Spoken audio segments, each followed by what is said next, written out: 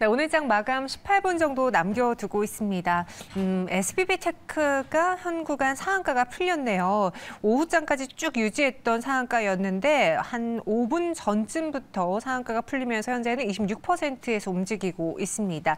뉴로메카의 경우에는 아직까지 상한가 유지하고 있고요. 조금 전에 잠깐 풀렸다가 다시 문에 걸어 잠그는 모양새입니다. 이런 시장에서 또 뭘 챙겨봐야 될지 윤혜림 대표, 백대윤 FA와 정리해보겠습니다. 어서 오세요. 안녕하세요. 네, 안녕하세요. 정말 이번 주 드라마틱한 시장을 저희는 맛보고 있습니다. 맞아요. 국장이 이래서 어렵다라는 말들이 좀 많이 나오는데 그 어렵게 만든 종목 첫 번째로 에코프로 그룹주가 아닐까 싶네요. 일단 갖고 계셨던 분들의 경우에는 수익을 극대화했었고 없던 분들의 경우는 너무 아쉬웠던 종목인데 오늘 장은 하락하고 있어요. 이게 숨고르기일지 추세적인 하락의 시작인 것인지 두 분의 생각 들어보고 싶습니다. 의견 주시죠. 숨고르기일까의 X라면 약간 추세적인 하락을 말씀하시는 겁니까?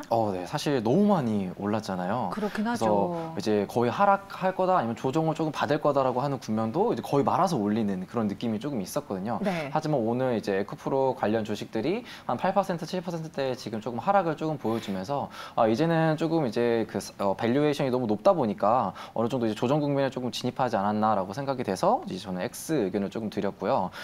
아무래도 이제 가장 2월달 중에 핫한 이제 섹터이자 안 가지고 계신 분들이 정말 배 아픈 종목이었습니다. 근데 아무래도 이렇게 좀 빠져도 여기서 끝날 거라고 생각하시는 분들은 아마 안 계실 것 같고요. 앞으로라도 언제든지 다시 수급이나 이제 주가가 붙으면 다시 탄력을 받을 수 있기 때문에 꾸준하게 관심을 가져야 되는 섹터 중에 하나고 그중에서 대장주라고 할 수 있는 이제 에코프로 관련주입니다. 아무래도 이제 2차 전지 시장 자체가 지금 실적이 조금 뒷받침되면서 오르고 있기 때문에 이렇게 강한 상승 탄력이 나오지 않았을까 생각이 조금 되는데 4분기 실적을 조금 체크만 하더라도 에코프로 BM은 이제 전년 동기 대비해서 한 3배 정도 상승을 했고요. 그다음에 이익도 5배 정도 성장을 했고 에코프로 역시 전년 동기 대비해서 3배 정도 성장을 하였습니다.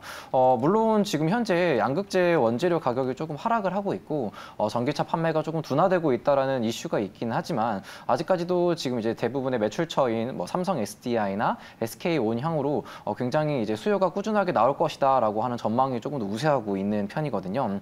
이런 상황에서도 지금 현재 에코프로는 이제 양극재, 그다음 전구체, 뭐 리튬 분쇄 그리고 이제 폐배터리 쪽으로 지금 거의 2차 전지에 관련한 밸류체인을 완성해 가고 있기 때문에 지금 조정 그리고 앞으로의 좀 이제 횡보 구간이 있긴 하더라도 지금 좀 더 기다려봐서 매수 타이밍이라고 생각을 하지 지금 시장에서 관심 종목에서 조금 빼놓은 시기는 아니라고 생각을 합니다.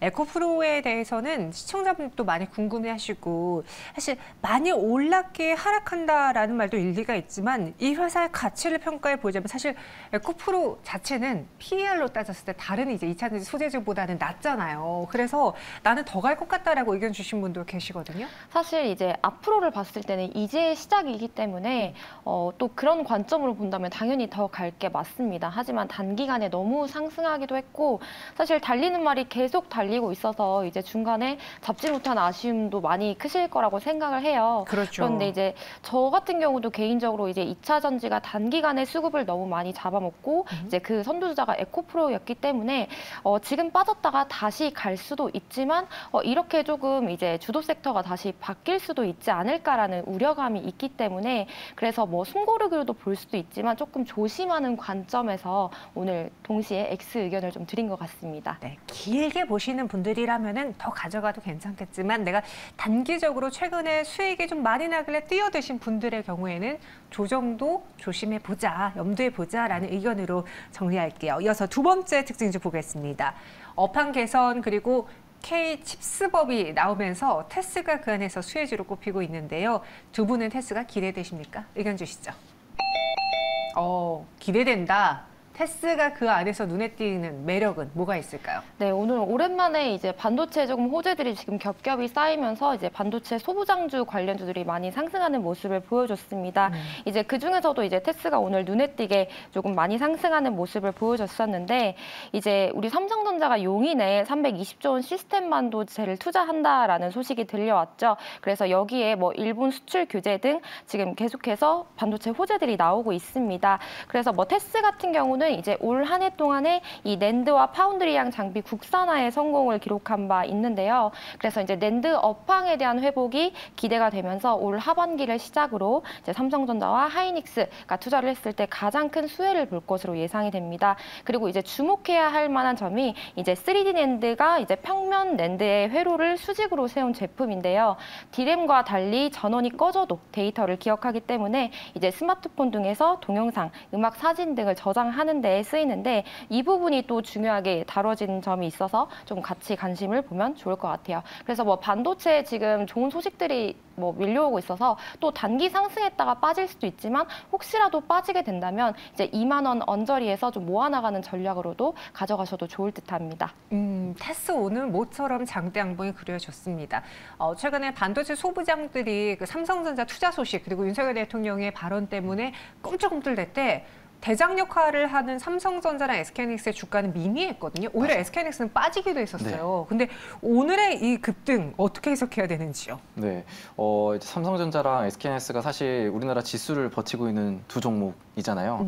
그래서 진짜 이제 반도체 앞으로 갈 거다 했는데 정말 안 오른 주식 중에 하나가 또 이제 SK 하이닉스였거든요. 근데 아무래도 지금 이제 호재가 이제 겹겹이 아무래도 쌓이다 보니까 이런 게 이제 누적이 되다 보니까 이제 시세 분출로 조금 나타나지 않았나 생각이 듭니다. 그래서 현재 지금 하이닉스에도 이제 D램을 좀 감산을 하고 이제 좀 수급을 좀 조정을 하겠다라는 이슈가 나오고 있긴 한데 어쨌든 반도체 종목이야 이제 주가를 조금 6개월 정도 선반영하는 경향이 조금 있습니다. 아무래도 이런 호재가 지금 당장보다는 앞으로 좀 더 이제 개선이나 이제 수급 쪽에서도 아니면은 좀 개선이 될 거다라는 이슈와 함께 오늘 조금 수급이 몰리지 않았나 생각이 됩니다.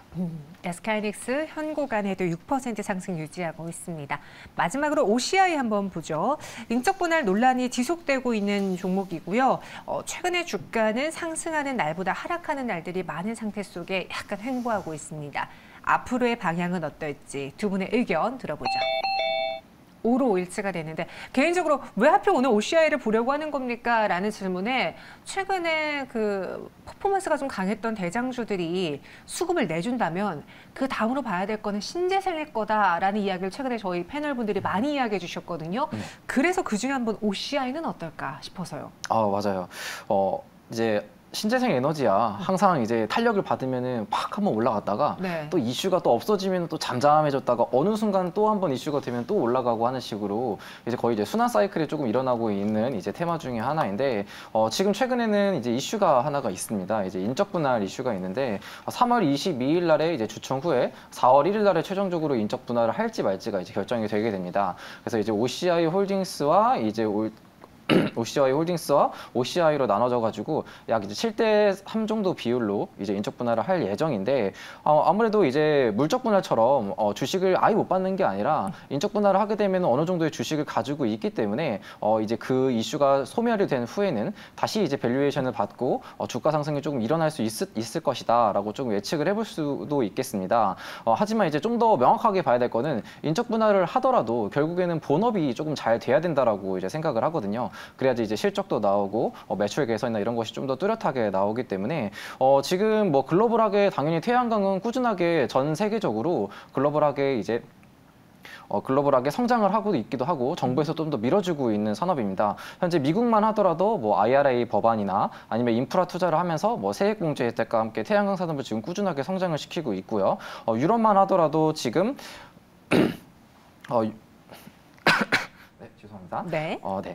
유럽만 하더라도 현재 이제 공공이나 아니면 민간 쪽에서도 태양광 설치를 의무화하는 쪽으로 지금 계획을 가지고 있기 때문에 수요적인 측면은 꾸준하게 계속 나올 수 있다라고 좀 볼 수도 있고요. 그 와중에서도 지금 태양광은 중국 시장이 조금 장악을 한 상태입니다. 하지만 앞으로는 이제 뭐 강제 노동 방지법과 이제 공급망 실사법으로 인해서 이런 강제성이 조금 포함되어 있지 않은 것으로 태양광이 생산돼야지만 좀 더 공급을 받고 이제 수입이 되고 있기 때문에 이런 부분 쪽에서도 이제 국내 업체들이 수요를 받을 수 있을 것이라고 생각해서 지금은 이슈가 조금 떨어졌지만 앞으로를 조금 더 기대해봐도 된다라고 말씀드릴 수 있겠습니다. 네, 알겠습니다. 마지막으로 마감에 산다 종목 넘어가 볼게요. 현재 동시효과 구간에 들어왔는데요.